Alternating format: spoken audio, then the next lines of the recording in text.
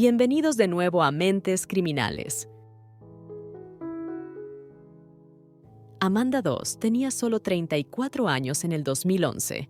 Estaba en casa en la tarde del 11 de mayo de 2011 junto a sus dos hijos y una amiga, cuando de repente alguien empuñando un cuchillo se abalanzó sobre la familia y luego huyó del lugar del crimen apenas minutos después. La casa se incendió, destruyendo casi cualquier rastro de evidencia que este criminal despiadado hubiera dejado. Cuando los detectives e investigadores llegaron a la escena del crimen, el humo se había disipado, pero el verdadero misterio apenas comenzaba. ¿Quién podría haber hecho algo así a una familia tan inofensiva? La policía pronto descubriría que la verdad era mucho más extraña que la ficción, y les llevó aproximadamente 3 meses llegar al fondo de este crimen despiadado después de que un sospechoso hiciera una impactante confesión. Amanda Doss nació en Muskogee, en el estado de Oklahoma, en agosto de 1976. Muskogee está ubicada justo fuera de Tulsa, Oklahoma, y en el 2020 tenía una población de alrededor de 36,000 personas. No hay nada particularmente interesante acerca de Muskogee. Es una ciudad bastante común llena de personas comunes, haciendo lo mejor en la vida, y Amanda ciertamente encajaba en ese perfil. Amanda se mudó en algún momento, decidiendo establecerse en Texarkana, en el estado de Texas, una ciudad que comparte frontera con Arkansas. Específicamente, Amanda se mudó a Redwater, en Texas, una pequeña área suburbana de Texarkana con una población de aproximadamente 853 personas. No sabemos demasiado sobre la vida personal de Amanda, pero sabemos que en algún momento debe haberse casado, ya que su apellido de soltera figura como Pruitt en lugar de Doss. Amanda dio a luz a su primogénita, Gwen, en agosto de 1999. Gwen era conocida por ser una niña maravillosa, asistiendo a la escuela secundaria de Redwater. A medida que crecía, se convirtió en una miembro activa de las Girl Scouts y una niña ejemplar en todos los sentidos. Gwen era recordada por ser una niña desinteresada que siempre se preocupaba por los demás. De hecho, cuando tenía solo 9 años, decidió donar todo su dinero de cumpleaños y Navidad, incluyendo sus regalos, a un orfanato local. Gwen y Amanda trabajarían juntas para hornear pasteles y llevar regalos y helado a todos los niños que cumplían años cada mes. 4 años después del nacimiento de Gwen, Amanda dio a luz a su segundo hijo, un niño llamado Texas, nacido en mayo de 2003, y al igual que su hermana, fue recordado por ser un gran chico en general. Siguiendo los pasos de su hermana, Texas decidió unirse a los Boy Scouts y también asistió al distrito escolar de Redwater. Amanda y sus 2 hijos eran conocidos por ser una familia feliz, y parece que todos se llevaban bien. Pero ninguna cantidad de felicidad podría salvar a la familia de la tragedia inminente que estaba a punto de golpear. Una que destruiría su noción de seguridad y dejaría solo cenizas y escombros. Era el 11 de mayo de 2011. Amanda, Gwen y Texas se habían acomodado en su hogar para la noche, llevando a cabo sus rutinas nocturnas habituales de cenar, tomar una ducha, ver televisión y finalmente prepararse para dormir. Pero la serie de eventos de esta noche sería muy diferente. Eran alrededor de las 3 de la madrugada. Los niños habían sido acostados en la cama, pero según un informe del Texarkana Gazette, Amanda parecía estar despierta. A las 3 a.m., alguien llamó a la puerta principal de la familia. Amanda se dirigió a la puerta para ver quién era y fue recibida por Rachel Pittman, una joven de 17 años. Rachel era una vieja amiga de la familia que solía venir a cuidar a los 2 niños, y Amanda la recibió en su casa con los brazos abiertos, como lo había hecho muchas veces antes. Rachel era alguien a quien los niños Doss veían como una especie de hermana mayor, pero desafortunadamente para la familia, esta visita sería muy diferente de las muchas otras veces que Rachel había pasado a lo largo de los años. Rachel y Amanda se habían hecho amigas de una mujer a la que la policía y los medios de comunicación nunca han nombrado. Solo se la ha referido como la mujer. Así que, para simplificar la historia, la llamaremos Tanya, solo para que sea más fácil de entender. No está claro cuál era la relación de Tanya con Rachel, pero sabemos que Tanya era una adulta, mientras que Rachel, como se mencionó, tenía solo 17 años. Tanya se mudó a otro estado unos 5 o 6 meses antes de esto, pero seguía en contacto con Rachel todo el tiempo. Informes afirman que Tanya había vivido cerca de Rachel y de la familia 2, supuestamente a unas pocas casas de distancia en el mismo vecindario. Tanya, Rachel y Amanda 2 eran conocidas por ser amigas cercanas, o al menos vecinas cercanas. A menudo pasaban tiempo juntas en la casa de Amanda 2, compartiendo bebidas y anécdotas y siendo amigables en general. Pero con el tiempo, la oscuridad comenzó a infiltrarse. Rachel era considerada por la mayoría de las personas como una adolescente típica, pero a medida que crecía, comenzó a mostrar signos de ser un poco inusual. Según Rachel, creía que Tanya quería poner fin a la vida de Amanda, pero Tanya afirma que nunca sugirió nada parecido ni tenía malas intenciones hacia Amanda. Ambas se llevaban bien y disfrutaban de la compañía mutua, pero para Rachel, el mensaje era claro. Retrocediendo a la noche en cuestión, del 11 de mayo, Rachel llegó a la casa de Amanda alrededor de las 3 de la madrugada. Una vez que Amanda le pidió que entrara, ambas se sentaron y charlaron durante un rato. Aunque Amanda tenía más del doble de la edad de Rachel, ambas eran grandes amigas y a menudo confiaban la una en la otra. Pero esta reunión en particular sería diferente de cualquier cosa que Amanda pudiera haber esperado. Después de hablar durante un rato, Rachel se levantó y comenzó a dirigirse hacia la puerta, insinuando a Amanda que estaba lista para irse. Pero tan pronto como llegó a la puerta, Rachel agarró un cuchillo que había estado escondiendo en la cintura de sus pantalones, se dio la vuelta y corrió hacia Amanda.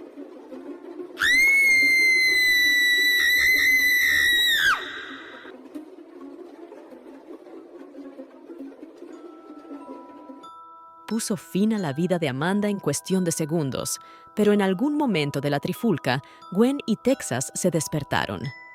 Para ser completamente sinceros, los detalles de cómo se desarrollaron las cosas a partir de este punto no están del todo claros, pero parece que Gwen sintió que algo estaba mal y corrió asustada a llamar a sus abuelos por teléfono en lugar de llamar a la policía. La llamada fue extremadamente confusa para ellos. Todo lo que oyeron sus abuelos fueron gritos en el fondo de la llamada, con la voz angustiada de Gwen llamando tratando de revivir a su madre. Como harían buenos abuelos, ambos se pusieron los zapatos y saltaron en el coche, conduciendo tan rápido como les fue posible hacia la casa de la familia 2. A medida que se acercaban a la casa, quedaron asombrados. Realmente no podían creer lo que veían. Toda la casa había sido consumida por las llamas, y sabían que su hija y sus 2 nietos estaban atrapados en el interior. Aparcaron el coche en el camino de entrada y, sin dudarlo ni un segundo, salieron del coche y corrieron directamente hacia el edificio en llamas. Encontraron a Gwen tirada en el suelo y la sacaron del fuego. Mientras lo hacían, ambos abuelos sufrieron graves quemaduras que los obligaron a ser ingresados en el hospital más tarde. Aunque lograron sacar a Gwen de las llamas, no pudieron encontrar a Amanda ni a Texas. Desafortunadamente, a medida que el fuego se intensificaba, tuvieron que admitir que ambos habían fallecido.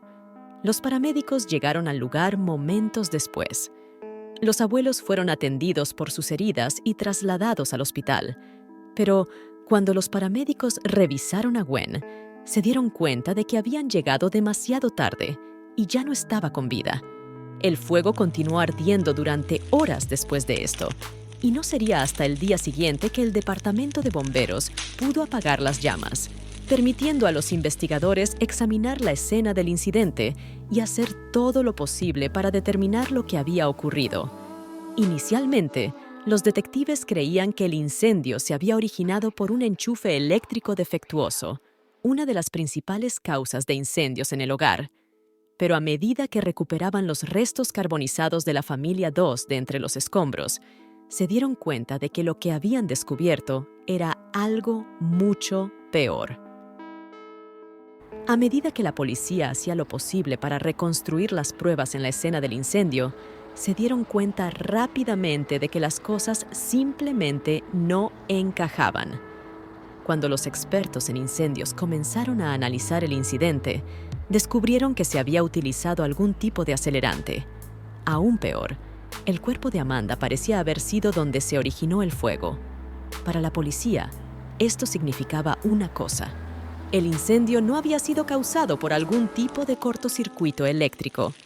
Más bien, había sido intencionalmente provocado, y los detectives comenzaron a creer que se había hecho para ocultar pruebas de un asesinato. La policía programó entrevistas con los medios de comunicación locales y anunció lo que habían descubierto, ofreciendo una recompensa de más de $40,000 por información que llevara al arresto del individuo que cometió este crimen. Pero a pesar de semejante recompensa, nunca se recibió ninguna pista que llevara a la captura del sospechoso. La policía pasó semanas buscando hasta el último rincón de la propiedad en busca de cualquier pista, pero una y otra vez salieron con las manos vacías.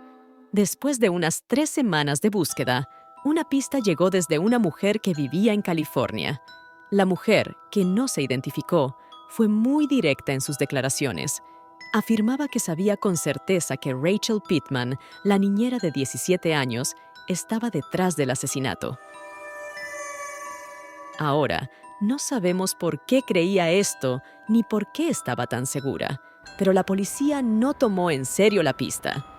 Muchas personas podrían culpar rápidamente a los investigadores por esto, pero en realidad hay que admitir que la pista parece bastante extraña. Después de todo, Rachel era una niña y una amiga muy cercana a la familia. Pero más que nada, ¿cómo alguien en California tendría información tan relevante sobre un crimen cometido en Texas?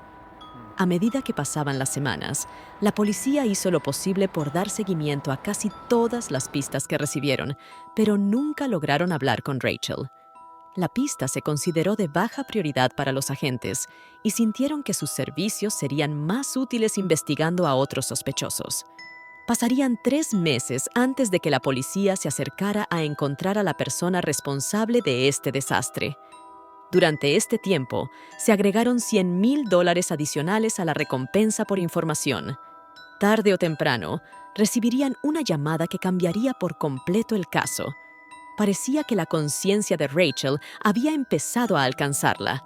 El pasado siempre encuentra la manera de alcanzarte, y para Rachel, la culpa se estaba volviendo insoportable.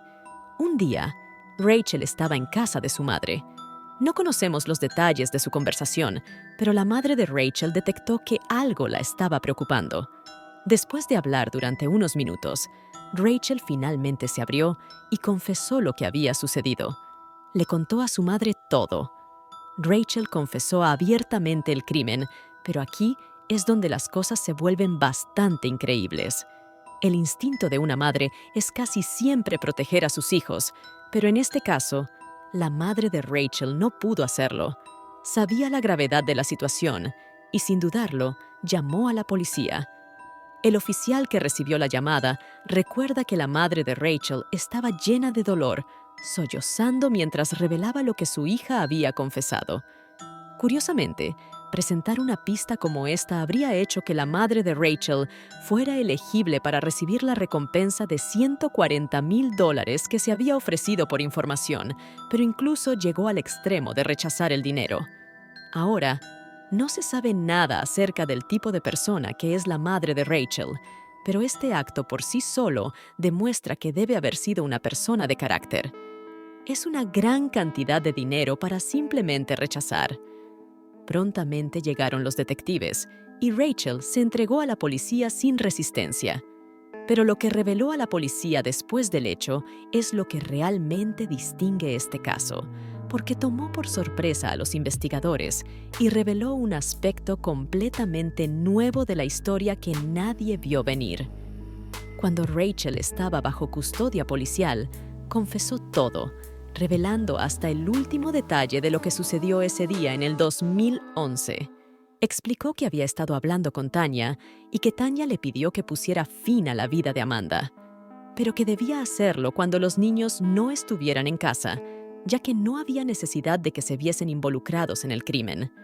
Rachel afirma que la solicitud de Tanya sonaba urgente, y cuanto más hablaban, más sentía Rachel que este crimen era una situación de ahora o nunca.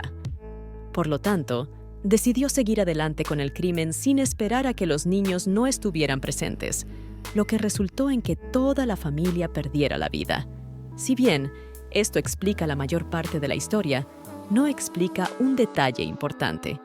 Si Rachel simplemente acabó con la vida de la familia, ¿cómo se produjo el incendio?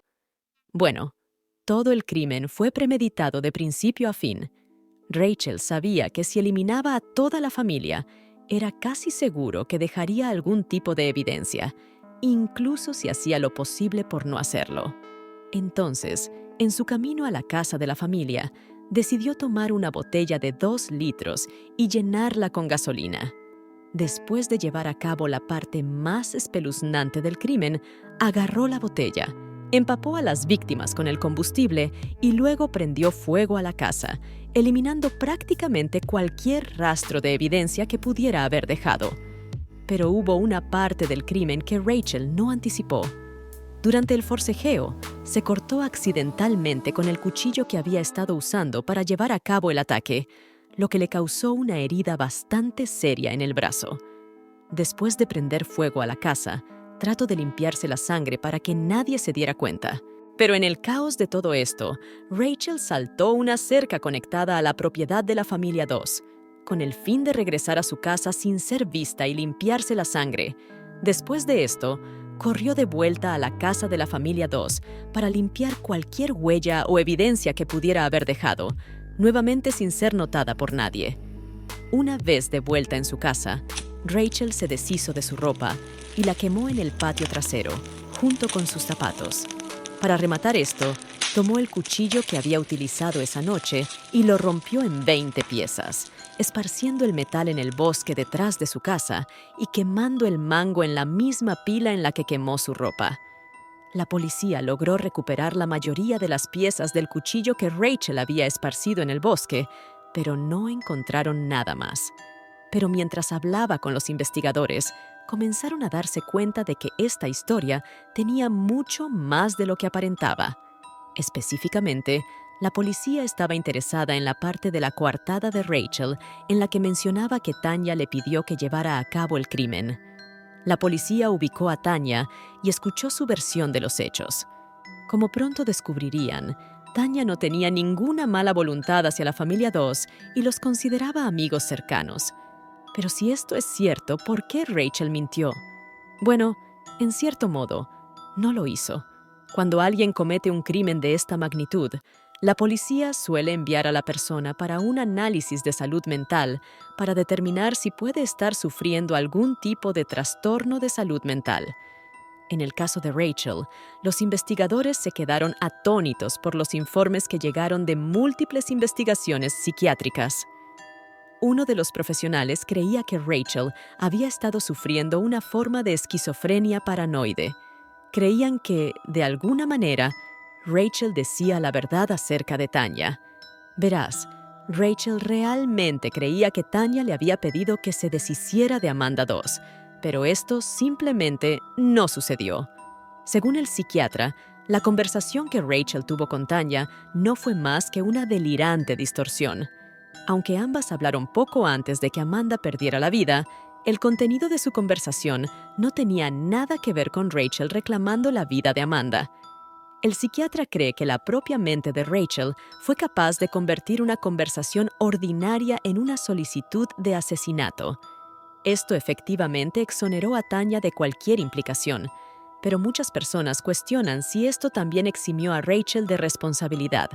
Ahora, obviamente, Rachel fue quien cometió el crimen, Pero si no estaba en su sano juicio, ¿realmente podría ser considerada responsable de semejante tragedia?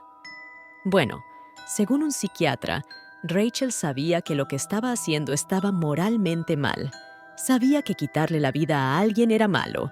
El hecho de que aprovechara cada oportunidad para ocultar su participación lo demostró.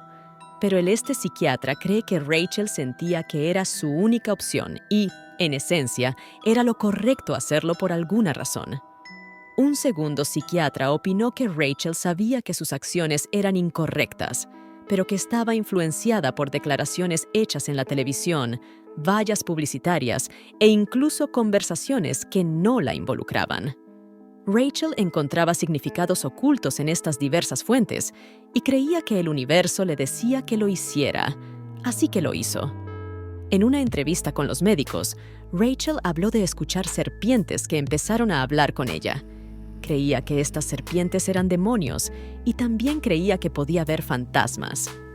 Más tarde, mencionó haberse encontrado con una nube rosa que creía que albergaba las almas de sus 3 víctimas. Los médicos afirmaron que Rachel solo decidió entregarse después de hacer un compromiso más profundo con su religión, presumiblemente en un intento de alejar a estos supuestos demonios. Ahora, como podrías esperar, el equipo de defensa de Rachel quería presentar un alegato de demencia. Y si sus médicos tienen razón en su análisis, ¿quién podría culparlos? Rachel ha mostrado todas las señales posibles de estar mentalmente enferma, y el crimen claramente parece haber sido cometido mientras Rachel lidiaba con graves desafíos mentales. Pero al final, por razones que simplemente no son posibles de entender, Rachel decidió declararse culpable de los cargos en su contra. Pero obviamente, debido a su edad, Rachel fue internada en un centro de detención de menores.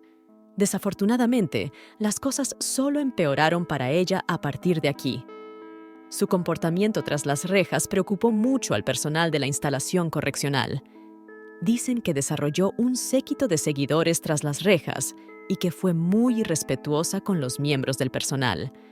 A menudo hablaba con sus amigos y seguidores sobre el perdón de Dios, pero lo hacía de una manera distorsionada y retorcida. Aunque daba la impresión de ser una persona tranquila y serena, la mera mención de que hubiera hecho algo mal la hacía volverse fría y distante.